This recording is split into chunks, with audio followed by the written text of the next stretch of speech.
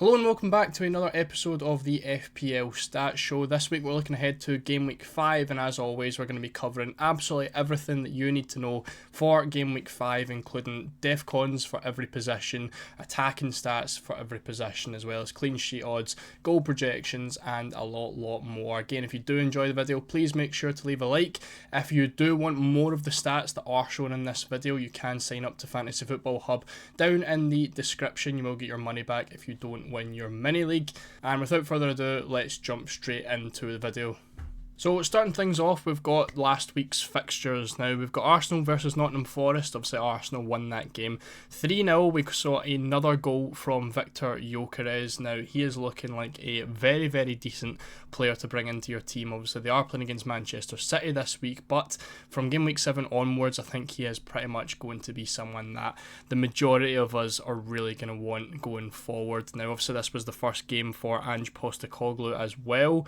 He only really had about 2 days to get his team together, so I don't think we can really judge that, but you know, we all know how Ange's management kind of seems to go with that, and I think Nottingham Forest defenders might be looking at coming out very soon. Even without Ange's proper management style in place, that's Forest now lost 3 goals in this game this week and last week to West Ham, who are debatably one of the worst teams in the league as well. So definitely we'll be looking at getting Forest defenders out at some point, even though they do have some nice fixtures coming up. Bournemouth and Brighton saw another goal and assist from Semenyo, and if you don't have him in your team yet, I think he's definitely someone you are 100% going to want to have, because the fixtures do look pretty decent for him and he's just getting better and better. The highest scoring midfielder in the game so far, and he just keeps rising in price. We also saw another 2 defcon points from Senesi. Obviously he was a very popular wildcard pick and a very popular transfer in for a lot of people because of his defcons, and we did see some more points coming in from him, unfortunately losing that clean sheet. Though, however, Crystal Palace versus Sunderland was probably the disappointment of the week. Obviously a lot of chips were used, free hits and wild cards, with a lot of people doubling and tripling up on Crystal Palace. Mainly attackers being the big disappointment. If you picked some defenders, you obviously were laughing. The likes of Richard, Lacroix and Munoz all doing pretty well, but we did see Yeremy Pino come in and replace the injured Ismail Assar. Unfortunately, if you did own him, he did miss 2 big chances and got 0.73 XG in that game, so another day he probably would have returned and he would have been a very good signing for you this week. We also, another one to keep in mind is Mukiele from Sunderland. Has picked up defcons in both games he has played so far, a potential 4 million defender if you are looking for one still. Everton versus Villa saw another disappointing game from Aston Villa where they failed to score, and that is now all 4 Premier League games they have yet to score in that match. Horrendous for anyone that owns Ollie Watkins or Morgan Rogers. Another clean sheet and defcons as well for Tarkowski. He does look like he is going to be a very solid season long pick. Even if he does have tough fixtures, you know he's going to get defcons in there, so essentially he is going to be starting on 4 points every single game. So he's someone that is just a nice starter to have for the entirety of the season and just looks like a very solid pick. For Fulham and Leeds, the main source of chat there is going to be Joachim Andersen in defence. Picked up more defensive contributions, got 2 bonus points as well as the clean sheet as well, and is definitely looking like one of the best value 4.5 million defenders. We get Newcastle versus Wolves, the big talk being Waldemad, who started up front, got his debut and scored as well. In terms of bringing him in as soon as possible, I don't really think I would. I would give it a couple more weeks to see how he really does. Obviously Wisa will be due back in a few weeks time as well, which could potentially impact his minutes, so maybe one to keep an eye out on. But if you free hitted him in, obviously done a great job there. West Ham versus Spurs as well. We're back to normal. West Ham, after winning 3-0 over Forest last week, they then get beaten 3-0 off of Spurs. Van de Ven was one of the scorers as well, picking up a massive 14-pointer for anyone that does own him. Again, another very good value, 4.5 million defender. For Brentford v Chelsea, we saw another João Pedro return, assisting Cole Palmer, who came off the bench and is now not really back from his injury, but back fit again. It just seems like typical FPL, of course, that he scores the week that I think he was the highest transfer out as well. We also saw a goal from Caicedo, who is now the highest scoring midfielder, only behind Semenyo with 2 goals already this season, and of course another defensive contribution magnet, someone that you could potentially look at if you are wanting a couple more Chelsea players in your team. Moving on to Sunday, we have Burnley versus Liverpool, a struggling Liverpool who required a 96th minute penalty from Mohamed Salah to win 1-0. Have to feel for people that went against Salah for captaincy. Obviously there was a big thing going on that Salah had never scored at Turf Moor and had blanked very recently in a lot of recent games against Burnley. A 96th minute penalty is definitely a sore one to try and take if you didn't own him, or if you didn't captain him for this week. But if you went for Erling Haaland instead, he obviously dominated the Manchester City Manchester United game with another 2 goals, and for Rangers owners it was very, very frustrating. Obviously had a very good chance to score a goal and extremely close to picking up some nice points. Obviously a bit disappointing over the last couple of weeks since game week 1, and you were very, very close to some retribution and a lovely goal there. Moving on to this week's fixtures, I won't talk too much onto this, but we've obviously got a very difficult game on Sunday, Arsenal versus Manchester City. Going to be a tough one if you do own Erling Haaland. Potentially isn't one that you're going to want to captain based on how well Arsenal have been defensively. Could be the last straw as well for any Aston Villa attackers. If you do own Ollie Watkins, maybe give him this week against Sunderland. If he blanks, it really could be the time to look at moving him on, even if they do have Burnley in a couple of weeks. Crystal Palace, again after disappointing against Sunderland, now play against West Ham, who, as we have already spoken about, have been absolutely dreadful. So a second chance for any attackers for Palace to do well. Nottingham Forest, for Ange's real first game in charge, is up against Burnley, so we're going to have a decent chance at seeing how his attacking players are going to perform. Then we've got the Merseyside derby as well with Liverpool and Everton. It's the early kick-off, so it depends how much of a stereotypical player you are, but Salah is probably going to be the most popular captain this week. We obviously will look at that further on in the video. Now, as we look at the popular transfers this week, for good reason, Antoine Semenyo is the most popular with over double the amount of transfers of second place Mickey van de Ven. Now, he is up against a very good defence in Newcastle this week, which is something to keep in mind, but, you know, we've saw him get a goal and an assist against Liverpool in game week 1, so I don't really think the fixture is going to matter too much for him. Erling Haaland, of course, is in there as well. He's just looking absolutely brilliant right now. I think, for me personally, I'm going to be looking at bringing him in the next couple of weeks. I will be skipping the Arsenal game though, because I wouldn't be surprised if he did blank. Down below as well, we've also got Moises Caicedo and João Pedro, 2 of the best performing Chelsea players this season. Again, Caicedo has 2 goals already. Can't see him keeping that up, but of course he does have those DEFCONs to fall back on if he doesn't pick up the attacking returns. And of course, João Pedro, probably the best striker so far this season.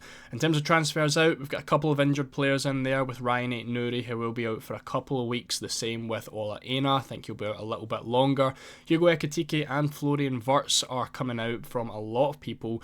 Again, Isak going to be a big transfer in over the next couple of weeks, and Ekitike's minutes are probably going to be reduced. I think he will be okay for Everton, but it is something to keep in mind. Wirtz obviously just no returns from him in the first few weeks.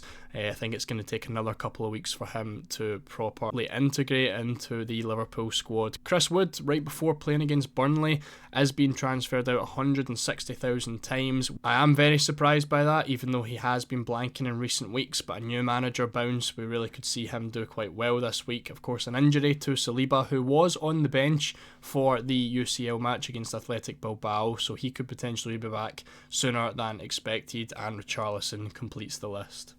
So moving on to our defenders then, we're looking at the best defensive fixtures according to Fantasy Football Hub, and it is Wolves with the best defensive fixtures. So we have obviously Agbadou being the main standout from Wolves. They have Leeds at home this week, followed by Sunderland and Burnley in a couple of weeks' time. So they're playing against the 3 promoted sides in the next few weeks. I think someone like Agbadou is really going to be your only consideration from Wolves, but he definitely could do well over the next 5 or so game weeks. Obviously Nottingham Forest in there as well. I did speak about them not really being one of the better defensives, now conceding 3 goals this week and last week. But they do have Burnley and Sunderland, so if you do own defenders from them, potentially looking to keep them for the next 2 weeks. But after that, Newcastle, Chelsea, Bournemouth and Man United, I definitely wouldn't be wanting to own any Nottingham Forest players. So probably have a plan in game week 7 to try and move them on to someone else.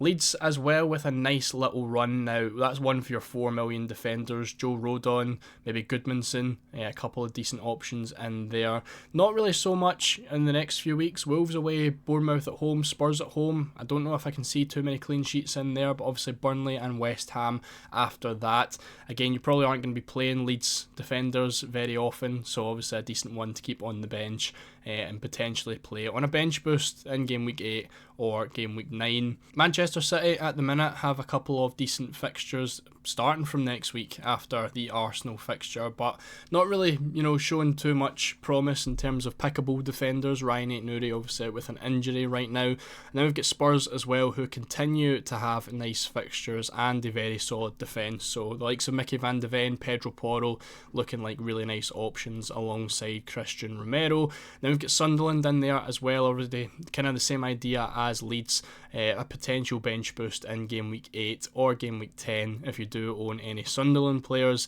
They have some nice fixtures there. And then we've got Aston Villa in there as well, with again Sunderland, Fulham and Burnley in their next 3. And again from game week 8 onwards you are probably going to want to sell. Clean sheet odds for this week have Liverpool at the top, so again Virgil van Dijk a absolute must for this week, but we do have Nottingham Forest with a 39% chance of a clean sheet this week. Now I think the overall numbers are pretty low, you're only looking at the top 5 with above a 30% chance of a clean sheet, so maybe DEFCON defenders are going to be the ones to go for this week if you are having a little bit of trouble picking a starting 11. Aston Villa in there as well. I can't imagine too many people own a lot of Aston Villa defenders. Similar with Wolves, unless you own Agbadou. Arsenal down at 33%, obviously coming up against Man City and a massively in form Erling Haaland. Then towards the bottom of the table, we have Everton at bottom with 12%. Obviously they are playing against Liverpool this week. But again, even with a 12% clean sheet chance, it's probably a decent idea just to start Tarkowski, because he is very likely to pick up defensive contributions. And you could potentially hope for an attacking return if you really want to keep your fingers crossed. Spurs have a very low chance of a clean sheet as well. Obviously Van de Ven, a very popular transfer in this week, potentially one to wait if you are looking to bring him in. Now we've got Man United and Man City down there as well, obviously playing against Chelsea and Arsenal, the both of them with 20% and 19% clean sheet chances. So looking at some of our best attacking stats for the defenders, Ricardo Calafiori was top of the shots and XGI last week. He has fallen a little bit below in the XGI, but he is still top in the list for shots. Still a very, very nice option. Obviously City this week, and after that a fantastic run of fixtures, but you do have to worry about Lewis Skelly, who could potentially come in for him off of the bench. Urian Timber as well in there with 5 shots and top for expected goal involvement. But again, we do have Ben White coming back very, very soon and could potentially limit his minutes. Trevor Chalobah is looking like a very decent option. He's now had 7 shots and 1.1 expected goal involvements for a very, very solid Chelsea defence, one to potentially keep in mind. I think a lot of Chelsea defenders, a lot of Chelsea players in general are looking really, really nice. We've got Gomez as well from Wolves, who could be a consideration. Obviously Wolves have the best defensive fixtures over the next few weeks. 6 shots and 0.7 expected goal involvements for him. And the only other player to appear on both lists is Pedro Porro with 4 shots and 0.8 expected goal involvements. I do prefer him to Mickey van de Ven if I had to choose one. Obviously he is a little bit more expensive, but attacking wise he just looks a lot better. And as far as DEFCONs go for defenders, we have Marcos Senesi at the top. Again, a very popular transfer in last week, and he is now averaging 13.5. He's one of only 2 players, one of only 2 defenders to have picked up DEFCON points in every game so far, alongside James Tarkowski in third. Virgil van Dijk is still putting up really good numbers with 12.5 in its second. And then we're seeing Hjalmar Ekdal at fourth. So if you're looking for a 4 million defender who's going to get DEFCON points very, very often. You're looking at Ekdal, he's achieved it in 3 of 4 games so far, and averaging above that 10 threshold. Chalobah as well in there, averaging over 10. We spoke about him as a good attacking threat. He's also got the defcons to back that up as well, so a really, really nice Chelsea defender if you don't want to go for someone like Marc Cucurella. And at 8, 9 and 10 we have some nice picks in Lacroix, Anderson and Agbadou, again all averaging over 10. Agbadou again, another Wolves defender that you could potentially look at for their nice run of fixtures. Spoke on Anderson as well already. He's achieved defcon points in 3 of 4 games and is a really nice long-term safe pick.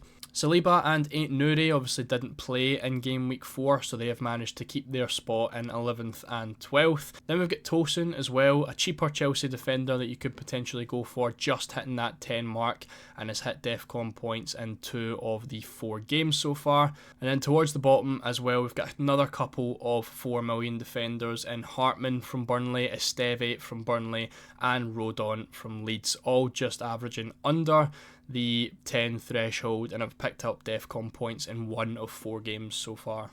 So now that we've finished off with defenders, we can now look at the midfielders, and Moises Caicedo, as expected, is right at the top of this, picking up a total of 59 defensive contributions, which averages him at 14.75, well above anyone else in the league so far.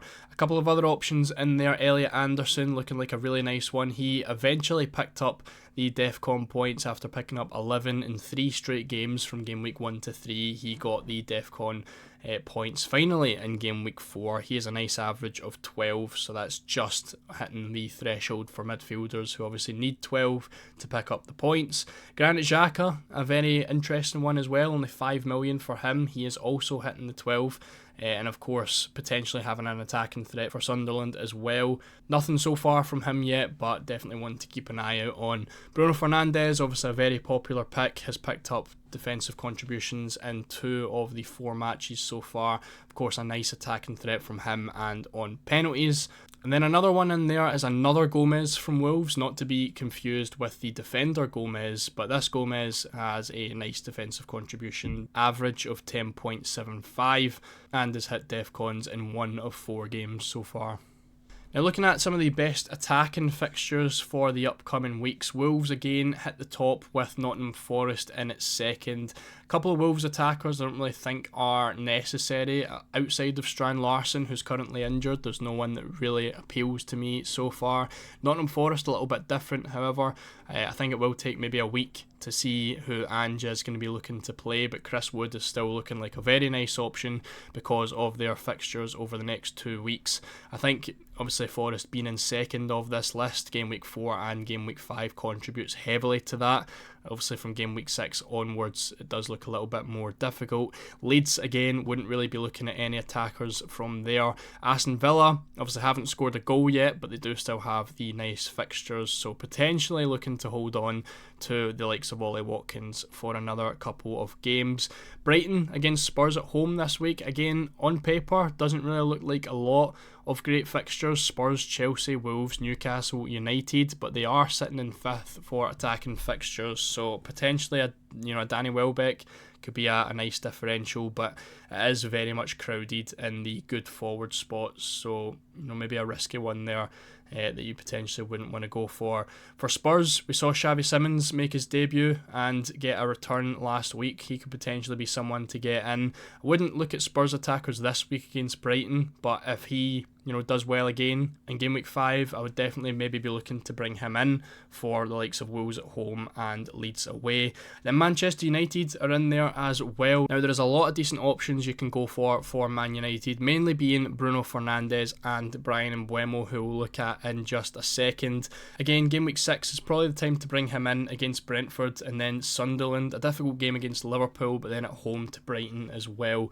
I think they could definitely look quite nice. And as you can see, that is backed up by the stats. Brian Mbeumo is essentially matching Semenyo, he just hasn't had the returns. I think Semenyo's on 3 goals and 2 assists, and Mbeumo only has 1 goal and no assists so far, but he has 3 expected goal involvements, and I think when the fixtures turn for Man United, he is going to be such a good option. But again, as expected, Semenyo is topping the list as well, and he is backing that up with attacking returns and points. Bruno Fernandes, again, already mentioned it. When the fixtures turn for him, he could be a nice one with 2.8 expected goal involvements so far and 9 total shots. Cole Palmer, despite missing some minutes, is still up there with the shots, having 9 shots and is in 9th place for shots from midfielders. The same with Anthony Gordon, who obviously picked up a red card, still has 10 shots in the opening few games that he has played, which is of course really nice. I think the rest of it is kind of filled with some outliers. I don't know if I'd be looking at David Brooks or Stack. Maybe Kevin Shaddy, from Brentford is a bit of an outlier in there. Esteval is in there as well, but you aren't going to be guaranteed minutes. So I think for the midfielders, it's a little bit up in arms right now. We're not seeing a lot of the big players really in there. But the likes of Mbeumo and Semenyo are really consistent with their shots and their expected goal involvements.